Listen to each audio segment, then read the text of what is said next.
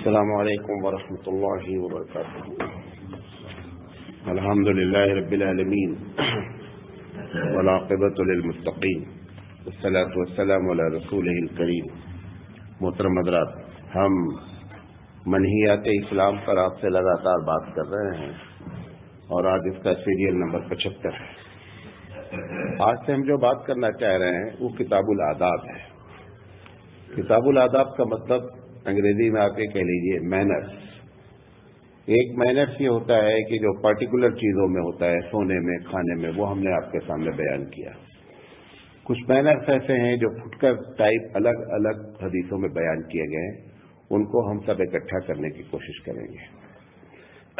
بخاری کی روایت ہے کہ اللہ کے رسول صلی اللہ علیہ وسلم نے منع فرمایا، نہا ان یقام الرجل فی مجلسہ ویجلس فیہ الآخر. اللہ کے رسول صلی اللہ علیہ وسلم نے اس سے منع فرمایا کہ ایک محفل میں لوگ بیٹھے ہوں اور ایک صاحب آئے اور آنے کے بعد بولے آپ اٹھیے اور اس کو ہٹا دے، وہاں جا کر بیٹھ جائے. یہ منع ہے. یہ کون کرتا ہے؟ یہ دو لوگ کرتے ہیں. ایک تو یہ ہے کہ کوئی بڑا آدمی ہے، وہ سمجھتا ہے کہ میں بڑا ہوں، لہذا وہ اس کو حقیر جانتا ہے. اس حقیر والے کو اٹھاتا ہے اور اٹھا کر کے کیا کرتا ہے؟ پیچھے ڈالتا ہے. یا کہیں بھی جائے ہم سے بحث نہیں، ہم کو وہ جگہ چاہیے. ایک دم یہ منع ہے. کوئی بھی کامن پلیس جس میں کسی کی بیٹھنے کی جگہ فکس نہیں ہے، وہاں پر کسی بھی آدمی کو اس وجہ سے اٹھانا کہ مجھے بیٹھنا ہے، شرعی طور پر جائز نہیں ہے.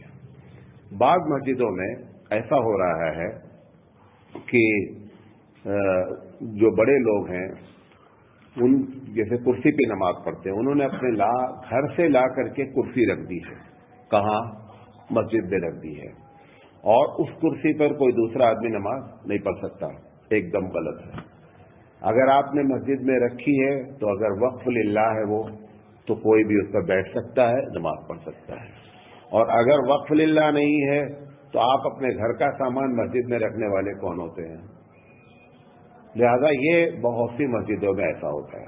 بعض مسجدوں میں ایسا ہوتا ہے، زیادہ تر مسجدوں میں یہ ہوتا ہے کہ متولی صاحب ہیں یا ٹرسٹی صاحب ہیں، ان کی جگہ فکس ہے، وہ آ کر کے کہیں بیٹھنا ہے. جمعہ میں خاص کر کوئی بھی بیٹھا رہے گا تو اس کو ہٹائیں گے اور پھر وہاں بیٹھیں گے. ایک دم غلط ہے. بادشاہ بھی اگر آ جائے اور ایک لیبر بیٹھا ہوا ہے امام کے پیچھے، تب اس کو ہٹانے کا اختیار ہے. یہ ایک الگ بات ہے کہ امام کے پیچھے ان لوگوں کو رہنا چاہیے کہ اگر امام صاحب کی نماز خدا نخواستہ خراب ہو جائے تو وہ پیچھے سے پکڑ کر اس کو آگے کر لیں. وہ بیٹھنے والے کو تو اس بات کا خیال رکھنا چاہیے، لیکن کسی دوسرے آدمی کو یہ اختیار نہیں ہے کہ اس کسی محفل میں بیٹھے ہوئے کو اٹھا دے اور اٹھا کر خود وہاں پر بیٹھ جائے. یہ اللہ کے رسول صلی اللہ علیہ وسلم نے منع فرمایا ہے. اگر کوئی جگہ خاص ہے، جیسے یہ بھی ایک آداب میں سے ہے، آئے گا انشاءاللہ. جیسے ایک آفس میں آپ پہنچے، ایک آدمی کی چیئر ہے، باس ہے، اس کی چیئر ہے.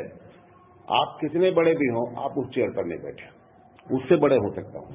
جیسے مثال کے طور پر پرنسپل جو ہے وہ کالج پہنچا، پرنسپل کی اپنی چیئر ہے. اسٹاف روم میں پہنچا، وہاں پر سپروائزر کی ایک چیئر ہے. سپروائزر کی چیئر پہ پرنسپل کو نہیں بیٹھنا چاہیے. یہ اللہ کے رسول صلی اللہ علیہ وسلم نے اس سے بھی کیا ہے، اس سے یہ بھی آداب بتائے کہ جو جس کی جگہ ہے اس جگہ پر آپ جا کر لیں. ہاں، اگر وہ آپ سے ریکویسٹ کرتا ہے نہیں سر آپ بیٹھیے، تب پھر بیٹھنے کی بات ہے. لیکن یہ کہ اس کی پرٹیکولر جگہ پر ہے اور اس پہ جا کر کے خود بیٹھ جانا اور اس کو سمجھنا کہ یہ ہمارے نیچے کے لوگ ہیں، اس کی اجازت نہیں. ہاں، آپ اپنے آفس میں ہیں، ٹھیک ہے. اب اس کے آفس میں بھی جب کوئی دوسرا جائے تو اس کو بھی یہی آداب ہے. پرنسپل سے بڑا آ گیا کوئی آدمی تو اس کو بھی یہ نہیں حق ہے کہ وہ جا کر کے کیا ہے وہاں پر، جیسے ڈائریکٹر آ گیا تو اس کو بھی یہ حق نہیں ہے کہ جا کر کے پرنسپل کی چیئر پر بیٹھ جائے. یہ اللہ کے رسول، یہ آپ لوگ کو اور ہم کو سب کو شکر ادا کرنا چاہیے کہ ہم ایک ایسے مذہب کے ماننے والے ہیں کہ جس میں ہر چیز کی گائیڈ لائن دی گئی ہے. یہ ایک الگ بات ہے کہ ہم نے مذہب کو چند رسومات کا نام دے دیا. ہم سمجھتے ہیں کہ جب ہم نماز پڑھتے ہیں تو ہم کو جو ہے وہ معلوم ہونا چاہیے اللہ رسول کا طریقہ کیا، بقیہ زندگی ہم جیسے چاہیں. ایسا نہیں ہے. دوسرے مذہب کے لیے تو ٹھیک ہے، ہو سکتا ہے ان کے پاس گائیڈ لائن نہیں ہو، لیکن ہمارے پاس گائیڈ لائن موجود ہے. لہذا جتنا آپ اللہ کے رسول صلی اللہ علیہ وسلم کی بات مانیں گے، 3 چیزوں کا فائدہ ہوگا. سب سے پہلا فائدہ کہ آپ کو ثواب ملے گا. دوسرا فائدہ یہ ہوگا کہ آپ کو زندگی میں سکون حاصل ہوگا. اور تیسری چیز ہوگی کہ جو ہم شکایت کرتے رہتے ہیں کہ ہم کو جو ہے روحانیت نہیں آ رہی ہے، وہ روحانیت پیدا ہوگی. اللہ نے یہ ساری چیزیں حبیب مصطفیٰ سرکار دو عالم صلی اللہ علیہ وسلم کے طریقے میں کیا ہے رکھ رکھی ہے. نبی کریم صلی اللہ علیہ وسلم نے، ترمذی شریف کی روایت ہے کہ نبی صلی اللہ علیہ وسلم نہا عن نتف الشیب وقال انہ نور المسلم. اللہ کے رسول صلی اللہ علیہ وسلم نے فرمایا کہ بالوں کا، سفید بالوں کا اکھاڑنا منع ہے. بعض لوگ کیا کرتے ہیں کہ جب ابھی بال سفید ہونا شروع ہوتا ہے، یعنی 38-39 کے بعد، تو کبھی ایک ہوتا ہے کبھی ایک ہوتا ہے، کہیں وہ ایک ایک بال کو کیا کرتے ہیں چنوا دیتے ہیں تاکہ وہ ان کا جو بڑھاپا شروع ہوا ہے وہ لوگوں کی نگاہوں میں چھپ جائے. تو گویا کہ نیت جو ہے نا وہ دھوکہ دینے کی ہے. تو ایک تو اس سے منع کیا گیا ہے. منع کرنے کے ساتھ ساتھ اللہ کے رسول صلی اللہ علیہ وسلم حضرت انس رضی اللہ تعالیٰ عنہ تو اس کو مکروہ جانتے تھے. مسلم شریف کی روایت ہے. اللہ کے رسول فرمایا انہ نور المسلم. اس کو غور سے سنیے. فرمایا کہ وہ جو سفید بال آپ اکھاڑ رہے ہیں یہ تو مسلمان کا نور ہے. کیا مطلب ہے کہ ایک آدمی ایمان کی حالت میں اتنے دن زندگی گزار دیا کہ بڑھاپے میں داخل ہو گیا، تو یہ تو بہت اچھی چیز ہے، اس سے خوش ہونا چاہیے. تو اس کو اکھاڑنے سے جو منع کیا گیا ہے کہ ایمان کی حالت میں آپ اس حالت میں پہنچے کہ آپ لگاتار ایمان کی حالت میں رہے اور بڑھاپے میں کیا ہو گئے داخل ہو گئے، یہ بڑی اچھی چیز ہے.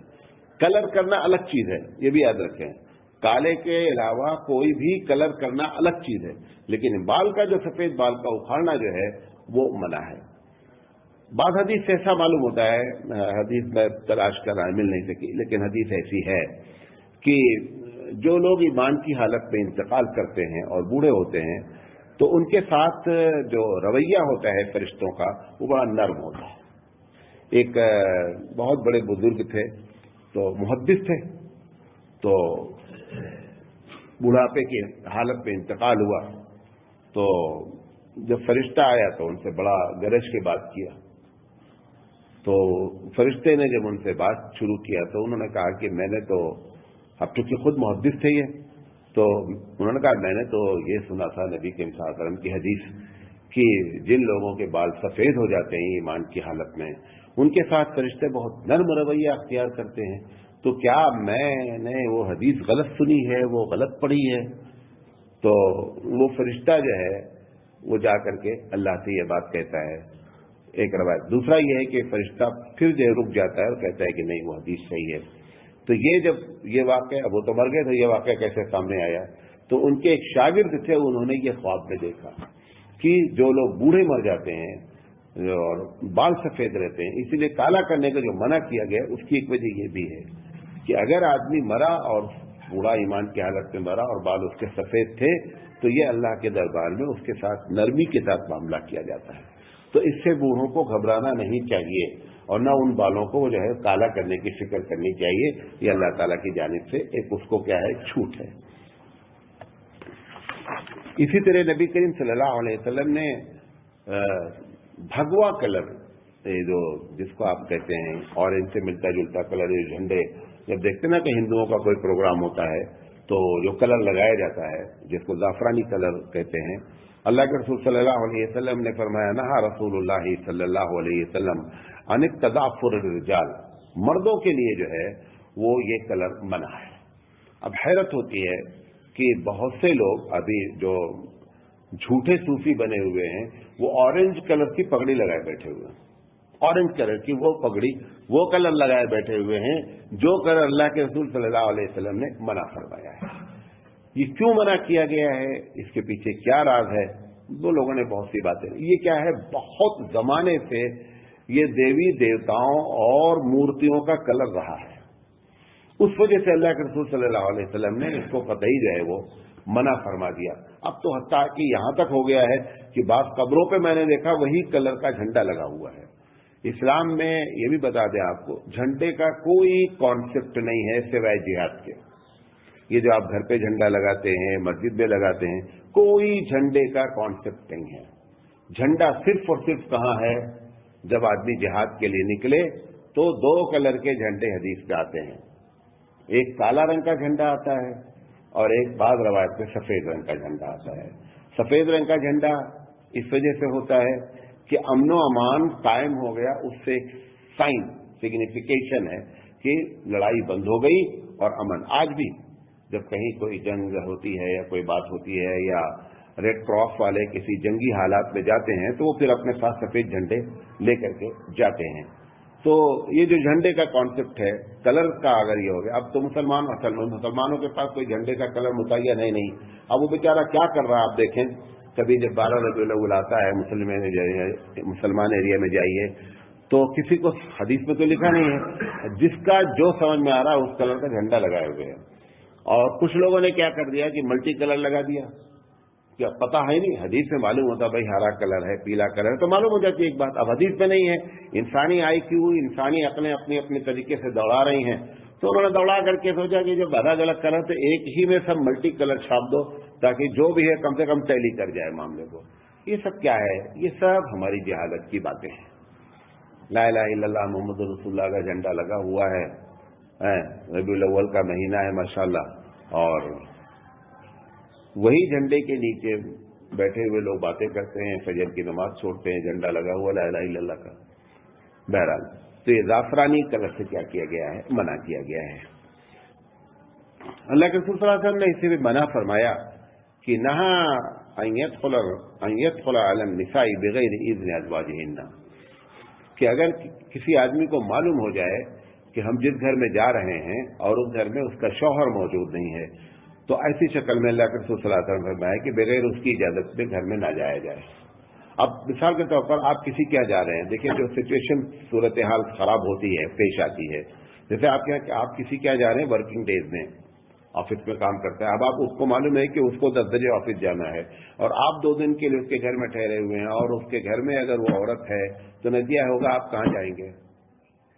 آپ اس کے گھر میں ٹھہرے ہوئے ہیں مہمان کے حیثیت سے، آپ کہاں جائیں گے؟ لہٰذا آپ کی پلاننگ کرتے ہوئے اس بات کا خیال رکھا جائے کہ جس کے یہاں ہم جا رہے ہیں اگر وہ شادی شدہ عورت ہے، خیر غیر شادی شدہ ہے تو بھی نہیں جا سکتے ہیں، شادی شدہ ہے تو بغیر اس کے شوہر کی اجازت کے نہیں جا سکتے. رشتہ دار بھی جو ہوتے ہیں، جو آپ کو کئی مرتبہ بتایا کہ 6 لوگ بنیادی طور پہ جو رشتہ دار ہوتے ہیں، مامودات، خالادات، پھوپھیدات، بھائی بہن، ان لوگوں کے بارے میں بھی اگر شوہر منع کر دے اپنی بیوی کو کہ فلاں تمہارا مامودات بھائی بغیر میں جب تک موجود نہیں آ تو عورت کو اجازت نہیں ہے کہ وہ رشتہ داری نبھائے گی. اس کو اس بات کی قطعی اجازت نہیں ہے کہ وہ کسی کو اپنے اس قسم کے بھائیوں کو بلا کر گھر پہ بیٹھا لیں. تو اللہ کے رسول صلی اللہ علیہ وسلم نے اسے منع فرمایا ہے. اچھا، یہ ایک بات بیان کی ابو داؤد کی اوپر والی روایت ترمذی شریف کی ہے. اللہ کے رسول صلی اللہ علیہ وسلم نے اس بات سے منع فرمایا کہ عشاء سے پہلے سویا جائے اور عشاء کے بعد بیٹھ کر گپے ماری جائیں. یہ جو آپ دیکھ رہے ہیں لوگوں کو جو پرابلم ہے فجر کی نماز کی، کوئی بھی مسلمان اگر اللہ کے رسول کے بتائے ہوئے طریقے پر رات میں سونا شروع کر دے، آپ آٹومیٹک طور پر آپ کی آنکھ کھل جائے گی، آپ سو نہیں سکتے. یہ ہمارے ساتھ جو فجر کا معاملہ پھنسا ہوا ہے، کیونکہ اب اس وقت ہندوستان میں پوری دنیا کی آبادی کا ایک بڑا حصہ 12 کے بعد سوتا ہے. اب 12 کے بعد جب سوتا ہے تو اس کی نیند یقینی بات ہے کہ کیسے پوری ہوگی. اللہ کے رسول صلی اللہ علیہ وسلم نے ینہا عن النوم قبلها والحدیث بعدها، ابو داؤد کی روایت ہے. اللہ کے رسول فرمایا عشاء کی نماز سے پہلے سونا اسے بھی منع کیا گیا ہے اور عشاء کی نماز کے بعد باتیں کرنا یہ بھی منع کیا گیا ہے. اب جو پروگرام ہوتے ہیں، مولانا لوگ پروگرام کرتے ہیں، حضرت عمر رضی اللہ تعالیٰ، اس میں جو باتیں ہیں اسی لیے میں نے جو ترجمہ کیا، گپے مارنا، بیٹھ کر کے بے سکی باتیں کرتے، میاں بیوی کی بات کرنا آپس میں اس لیے نہیں منع ہے، دینی باتیں کرنا یہ نہیں منع ہے. لیکن یہ جو بیٹھ کر کے آپ ٹی وی آن کیے بیٹھے ہوئے ہیں، 12 بجے رات تک سیریل چل رہا ہے، دیکھا جا رہا ہے، وہ سیریل کا بھی اپنا نجی کے گناہ جو ہوتا ہے وہ ہوتا ہے. سب سے بڑا مسئلہ ہوتا ہے کہ فجر کی نماز میں اٹھنا ایک بہت بڑا مسئلہ بن جاتا ہے. تو اگر یہ آدمی اللہ کے رسول صلی اللہ علیہ وسلم کے بتائے ہوئے طریقے پر عمل کرے تو کبھی کسی کو یہ شکایت نہیں ہوگی کہ صاحب فجر میں میری آنکھ نہیں کھلتی ہے. آنکھ نہ کھلنے کی بنیادی وجہ یہ ہے. لیکن اس میں جو یہ پروگرام ہوتے ہیں اور پروگرام میں 2 بجے 2:30 بجے 3 بجے رات تک، یہ بھی قطعی جائز نہیں ہے، کیونکہ جتنے لوگ ایسے پروگرام کرتے ہیں، کیونکہ اب یو پی وغیرہ میں تو یہاں بھی خیر ہوتا ہے، یو پی بہار وغیرہ میں تو پروگرام شروع ہی ہوتا ہے 10 بجے۔ اب 10 بجے جب شروع ہوتا ہے تو رات کے مطلب یہ ہے کہ رات میں جب تک 3 نہ بجائے تب تک کوئی جلسہ ہی نہیں ہے۔ اب وہ جو 3 بج جاتا ہے وہ سب سے خطرناک ٹائم ہے۔ اگر آپ نے 3 بجے کے بعد چھوڑ دیا، اب نتیجہ یہ نکلے گا کہ نماز ملنے کا سوال ہی نہیں اٹھتا ہے، کیونکہ سب سے زیادہ وہی ٹائم ہوتا ہے نیند آنے کا۔ اللہ کے رسول صلی اللہ علیہ وسلم عربوں کا یہ مزاج بھی تھا کہ گرمیوں میں رات پہ سفر کرتے تھے تو ٹھنڈا رہتا تھا۔ ایک مرتبہ اللہ کے رسول صلی اللہ علیہ وسلم رات پہ سفر کر رہے تھے اور رہا ہوگا 2-2:30 بجے کا اندازہ، تو لوگ تھک گئے، تو یہ ہوا کہ قیام کر دیا جائے، جانور بیٹھا دیے گئے، آرام۔ نبی صلی اللہ علیہ وسلم نے کہا لیکن یہ وقت جو ہے نا یہ خطرناک وقت ہے، اب اگر بیٹھا گیا اور آرام کیا گیا تو فجر کی نماز کا معاملہ ہے۔ تو حضرت بلال رضی اللہ تعالیٰ عنہ سے حضور نے فرمایا، بلال نے کہا رسول کوئی معاملہ نہیں ہے، میں جگاؤں گا، آپ سب لوگ آرام سے سو۔ پوری فوج نبی کریم صلی اللہ علیہ وسلم سمیت پورے مجاہدین جو ہے وہ اپنا، اب ایک آدمی ہو گیا کہ بھائی ٹھیک ہے میں جگوں گا، میں جگاؤں گا، تو سارے لوگ بستر لگائے صبح۔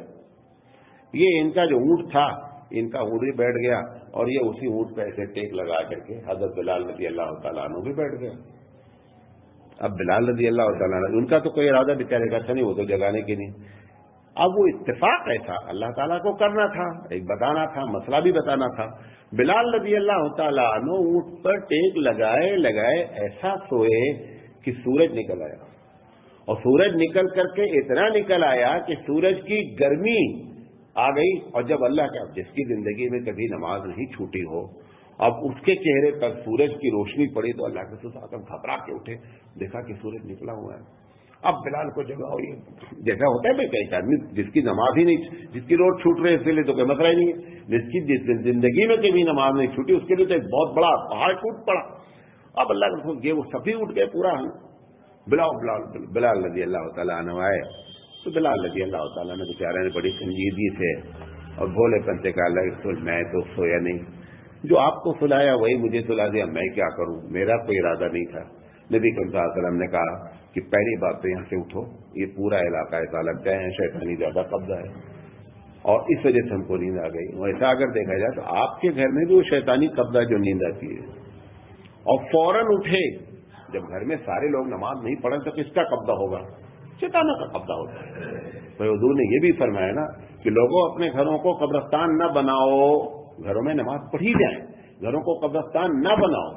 تو اللہ کے رسول صلی اللہ علیہ وسلم نے سب کو کہا اٹھو، سب لوگ اٹھو یہاں سے، چلو سب اٹھایا گیا پورا، یقینی بات ہے، تو اٹھا کر کے تھوڑی دور گئے اور پھر کہا کہ اب یہاں پر نماز پڑھی جائے، تو فوراً جو ہے وہ نماز پڑھی گئی۔ تو یہ جو وقت ہوتا ہے تو اس طریقے سے جلسے جلوس کیے جاتے ہیں، اس میں 99% لوگوں کی کیا ہوتی ہے، نمازیں چھوٹتی ہیں۔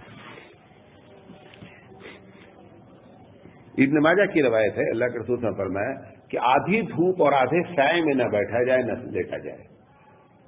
یہ یو پی میں بہت ہوتا ہے سردیوں میں، کیا ہوتا ہے کہ جب 2:30-3 بج جاتے ہیں، 5 بجے سورج ڈوب جاتا ہے، تو 2:30-3 بجے جب سورج کبھی نکلتا ہی 11 بجے 12 بجے، اب وہ 11-12 بجے جب سورج کی روشنی ہوتی ہے تو لوگ کہتے ہیں تھوڑا دھوپ پہ بیٹھیں، تو اب تھوڑی دیر کے بعد وہ تیزی لگنے لگتی ہے، تو کیا کرتے ہیں کہ چارپائی کو آدھے سائے میں کر لیتے ہیں اور آدھا دھوپ میں کر لیتے ہیں، اور آدھا سائے اور آدھا دھوپ میں کر کے آرام کرتے رہتے ہیں۔ یہ اوپر کا حصہ سائے میں رہتا ہے اور کمر کے نیچے کا حصہ کیا رہتا ہے، دھوپ میں رہتا ہے۔ نبی کریم صلی اللہ علیہ وسلم سے اس سے منع فرمایا کہ نہا ان یقض بین الظل والشمس، کہ سائے میں اور اس کے منع کرنے کی بنیادی وجہ کیا ہے؟ منع کرنے کی بنیادی وجہ میڈیکلی ہے، لیکن آپ میڈیکلی لحاظ سے نہیں عمل کریں، بلکہ آپ عمل کریں سنت سمجھ کر کے۔ سنت سمجھ کر کے عمل کریں گے، میڈیکلی فائدہ آٹومیٹک طور پر حاصل ہو جائے گا اور سنت کا کیا ہو جائے گا، ثواب ہو جائے گا۔ لیکن اگر آپ میڈیکلی چیز کو سامنے رکھ کر کے کریں گے تو سنت کو ثواب نہیں ملے گا۔ یہ ڈاکٹروں کا بھی کہنا ہے کہ اس طریقے سے کرنے سے جو ہے نا باڈی کا ٹمپریچر جو ہے آدھا ادھر ہوتا ہے آدھا ادھر ہوتا ہے، اس لیے پرابلم ہو سکتی ہے۔ بہرحال یہ جو ہے اللہ کے رسول صلی اللہ علیہ وسلم نے اس بات سے منع فرمایا ہے۔ نبی کریم صلی اللہ علیہ وسلم نے کچھ ناموں سے منع فرمایا ہے کہ یہ نام نہ رکھے جائیں۔ یہ ابو داؤد کی روایت ہے کہ اللہ کے رسول صلی اللہ علیہ وسلم نے، ویسے تو کئی نام ہیں، فی الحال میں 4 کے بارے میں بتاتا ہوں، 5 بلکہ 4 ناموں کے بارے میں تو صراحتاً ابو داؤد میں روایت ہے کہ اللہ کے رسول فرمایا کہ 4 نام نہ رکھے جائیں. اس میں سے جو آپ نے 4 نام منع فرمایا، اس میں سے ایک نام نافع ہے، نون الف فے عین، نافع. نافع کے معنی نفع دینے والا. ابھی بتا رہا ہوں وجہ کیا ہے. دوسرا نام آپ نے فرمایا کہ افلاح نہ رکھا جائے. کیا؟ افلاح. افلاح کے معنی ہوتے ہیں کامیاب ہونے والا. آپ دیکھیں گے معنی میں کوئی پرابلم نہیں ہے، معنی بہت اچھا ہے. تیسرا آپ نے فرمایا کہ یسار نام نہ رکھا جائے، آسانی کے معنی میں. یسار کے معنی آسانی.